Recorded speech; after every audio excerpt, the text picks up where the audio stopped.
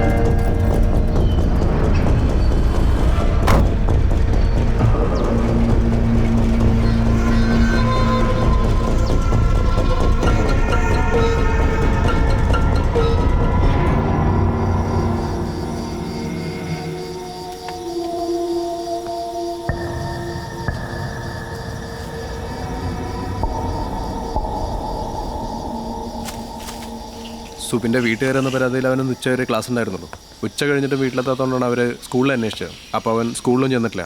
അതിനുശേഷമാണ് അവർ സ്റ്റേഷനിൽ വന്നത്. ഈ പയ്യൻ സ്കൂൾ ബസ്സിലല്ലേ പോണേ? സ്കൂൾ ബസ് എന്തോ 2 ദിവസമായിട്ട് കംപ്ലൈൻ്റ് ആണെന്ന് പറഞ്ഞു. അല്ലാത്തപ്പോൾ അവനോട് ബസ് കയറാറ്. ഈ പയ്യൻ എവിടെ പഠിക്കണേ? ഡീപ്പോൾ സ്കൂളിൽ. ഏതില്? 7ാം ക്ലാസ്സിൽ. ഈ സുബിൻ്റെ വീട് എവിടെ? ഇവിടെ അടുത്താണ് സാർ.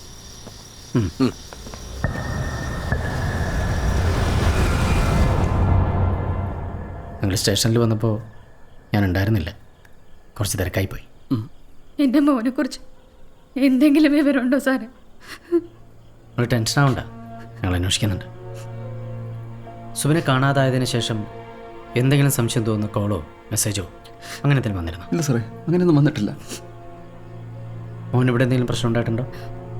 ഇല്ല സാറേ, അങ്ങനെ ഒരു പ്രശ്നമില്ല. നിങ്ങളോട് ആർക്കെങ്കിലും എന്തെങ്കിലും മുൻവൈരാഗ്യം വല്ലതും ഉണ്ടോ? ഇല്ല, അങ്ങനെയൊന്നുമില്ല സാർ. ഒരു കുഴപ്പമില്ല. എനിക്ക് സുബിൻ്റെ മുറി ഒന്ന് കാണണം. അവനങ്ങനെ പ്രത്യേകം മുറിയൊന്നുമില്ല. ഞങ്ങളുടെ കൂടെ തന്നെയാണ് കിടന്നിരുന്നത്. ഞങ്ങൾക്ക് വേറെ ആരുമില്ല സാറേ. ഞാനും അന്വേഷിക്കാൻ വേണ്ടി പോയിരിക്കാം സാർ. പക്ഷേ ഇവളിവിടെ ഒറ്റയ്ക്കായി പോകും. എനിക്ക് എൻ്റെ കുടുംബമെല്ലാം പുറത്താണ് സാർ. എന്ത് ചെയ്യണമെന്ന് എനിക്കറിയില്ല സാർ.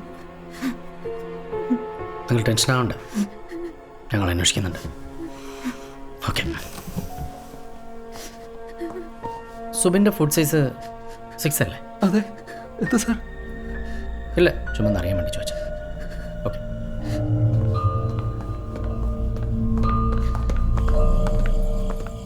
അലക്സാ, സുബിൻ്റെ ഫോട്ടോ കയ്യിലുണ്ടല്ലോ? ഉണ്ട് സാർ.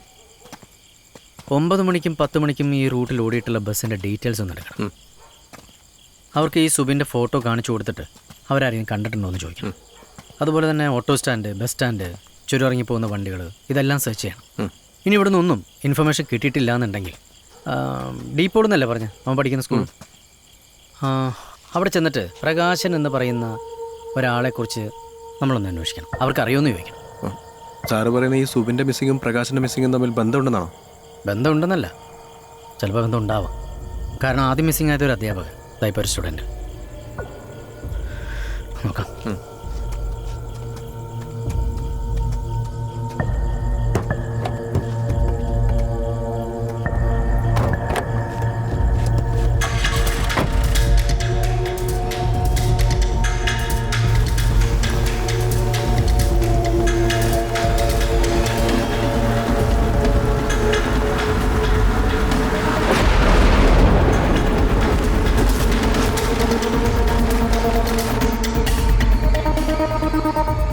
എന്തായി ഫെലിക്സ്?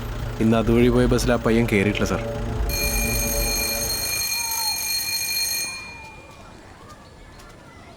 ഈ ഫോട്ടോയിൽ കാണുന്ന ആളെ നിങ്ങൾക്ക് ആർക്കെങ്കിലും പരിചയമുണ്ടോ? ടീച്ചേഴ്സ് മീറ്റിങ്ങിനോ വല്ല യുവജനോത്സവത്തിൻ്റെ ഇടയിലോ അല്ലെങ്കിൽ മറ്റെവിടെയെങ്കിലും വെച്ചിട്ട്? ഇല്ല സാർ.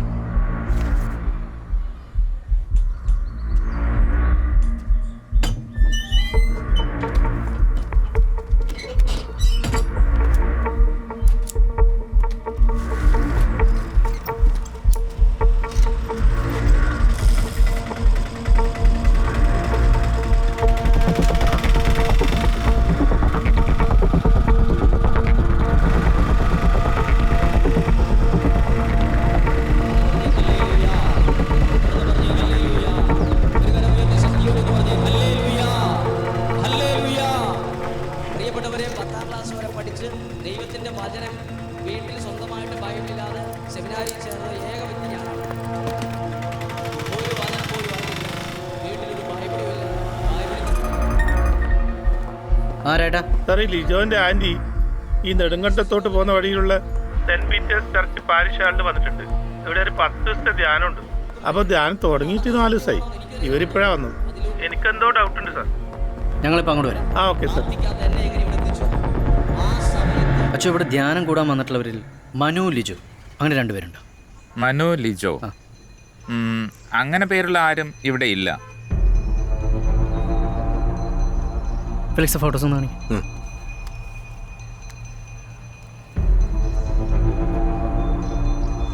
സാർ ഇവർ രണ്ടുപേരോട് ഉണ്ട്, പക്ഷേ പേര് ഇതല്ല.